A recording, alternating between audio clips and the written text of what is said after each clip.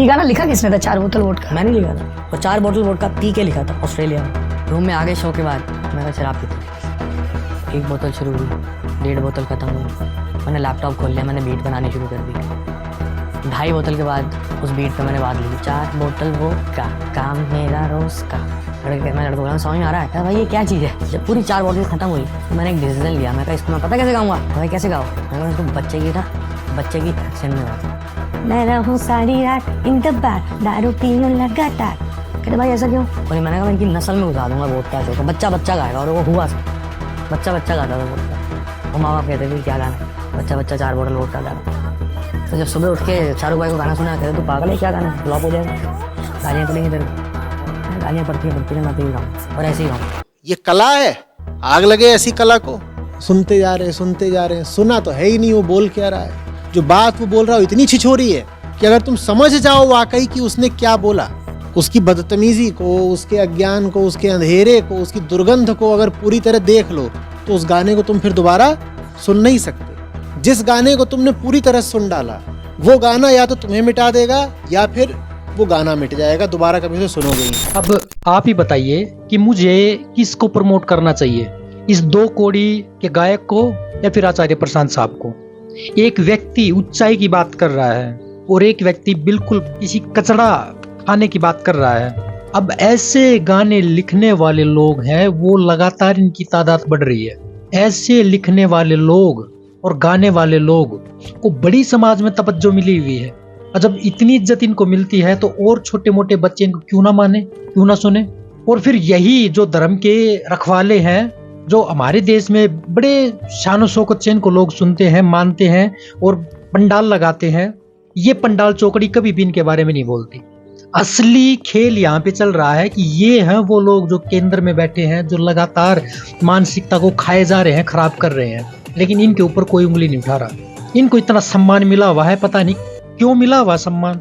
सम्मान नहीं मिला हुआ, एक्चुअली इनको पता है कि समाज में कितने गिरे हुए लोग हैं। आचार्य प्रशांत साहब ठीक कहते कि आपने इनके शब्दों पे ध्यान नहीं दिया कभी। सुनी डालो इनको एक बार। विवाह, शादी, पार्टी और न जाने कहां कहां ऐसे लोगों को आप बड़े धूमधाम से सुनते हो, और जितनी गंदगी उस दिन आपको बिखेरनी होती है उस दिन बिखेरते हो।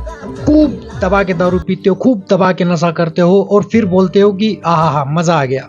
अरे तुम लोगों के मजे के चक्कर में उस डीजे ने न जाने कितने लोगों को वो शब्द सुना दिए जिन शब्दों की जरूरत नहीं थी। फिर बोलते हो कि हमारा समाज का पतन हो रहा है धीरे धीरे, पता नहीं क्यों हो रहा है। ये पतन इसलिए हो रहा है। अभी तो थोड़ा सा और सुनो, देखो अब।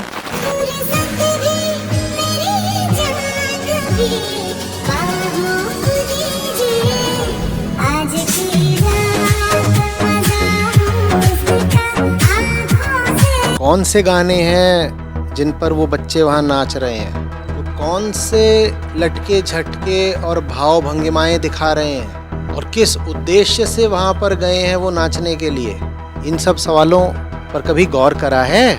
और तुम क्यों ऐसे गानों पर बच्चियों को नचा रही हो, जो गाने उन्हीं दोषों को और भड़काने के लिए ही लिखे गए हैं? ये कला है, आग लगे ऐसी कला को। तुम एक 6 साल 8 साल की लड़की को लेती हो और उसे आइटम नंबर पर नचा देती हो। जीवन की कौन सी सीख मिल रही है उस लड़की को, बताओ मुझे। और वो देखो ना वो किस तरीके की भाव भंगिमाएं दिखा रही है, देखो वो आंखों से कैसे इशारे कर रही है। और वो 6-7 साल की है बस वो लड़की, और तुमने उसको 6 साल 8 साल की उम्र में ही पूरी औरत बना डाला। ये लटके झटके और ये सस्ती काम वासना को आग देने वाले कामों को नृत्य नहीं बोला जाता। इन्होंने क्या सीख लिया? और पूछना कि इस उम्र में तो इनके भीतर से तो इस तरीके का कोई भावना उठ भी नहीं सकती, तो इनको ये इस तरीके के नैनो से इशारे करना किसने सिखाया? ऐसे कूल्हे मटकाना किसने सिखा दिया? जो फिल्म बच्चों को दिखाने के लिए ठीक नहीं है, उसी फिल्म के घटिया गाने पर बच्चों का नाचना ठीक हो गया? कला शब्द का अपमान मत करो।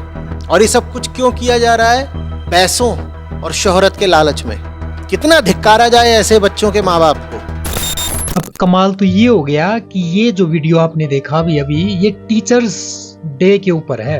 कमाल है ना। और यही टीचर बच्चों की तैयारियां भी करवाते हैं कि इस गाने पे ऐसे ऐसे आपको मटकना है। जो स्कूल, जो विद्या का मंदिर इस तरह की बातों से भरा हुआ, आपको क्या लगता है वहां से बच्चे कैसे निकलेंगे? फिर यही बच्चे समाज में भी जाते हैं, यही समाज बनते हैं। अब आप चिल्लाते रहो कि समाज गंदा हो गया, समाज गंदा हो गया, ना जानवरों को देखता है, ना इंसानों को देखता है, ना कुछ और देखता है। अब चिल्लाते रहो, चिल्लाने से कुछ नहीं होगा। चिल्लाने से एक काम जरूर होगा, शोर शराबा हो जाएगा, लेकिन चिल्लाने से होगा कुछ नहीं। आप केवल शोर शराबा कर सकते हैं, उसको रोकने में आप कोई साथ नहीं देने वाले। क्योंकि मैं जब वीडियो अपलोड करता हूँ आचार्य प्रशांत साहब के, तो आपकी टिप्पणियां आती है, उन टिप्पणियों को डिलीट करने में मेरा पूरा टाइम खर्च हो जाता है। ये फालतू की बात, इसका जवाब क्यों देना, मुझे डिलीट ही करने पड़ते हो कमेंट वो, क्योंकि आपको समझ में तो आना नहीं। एक आदमी, एक व्यक्ति इतने टाइम से बोल रहा है समाज में कुरीतियों के खिलाफ, समाज में जो गंदगी फैली हुई उसके खिलाफ, आप उसी को लगातार गालियां दे रहे हैं। शर्म आनी चाहिए आपको। मैं उन सभी कमेंट बाजों को बोलता हूं जो लगातार आचार्य प्रशांत साहब को गालियां दे रहे हैं, उनको भला बुरा कह रहे हैं। आप खुद देख लो कि वो हमारे समाज के बीच बैठ करके किस तरह से उसका सफाया करने की कोशिश कर रहे हैं कि कैसे भी करके ऐसे लोगों को पूरी तरह से साफ कर दिया जाए जो गंदगी पे गंदगी फैला रहे हैं। गंदगी है इसलिए साफ करने वाला भी तो होना चाहिए ना। और साफ करने वाला आपको अच्छा नहीं लगता, आपको लगता है कि कीचड़ में पड़ा रहना अच्छा है। पड़ो कीचड़ में, मरो कीचड़ में। इसलिए साधु लोगों को, ऋषियों को गांव से या कस्बों से बाहर रहना पड़ता था, क्योंकि उनको पता है कि अंदर कितना कचरा फैला हुआ है। लेकिन फिर भी कभी कभी वो अंदर आ ही जाते थे साफ करने के लिए। और उनके दुख को, दर्द को समझो कि वो कितने दुखी हैं इस समाज को लेकर के कि तुम लोग कैसे हो। आपको उठना पड़ेगा, ऊपर आना पड़ेगा, इसके सिवाय और कोई चारा है नहीं। जय हिंद, जय भारत, वंदे मातरम।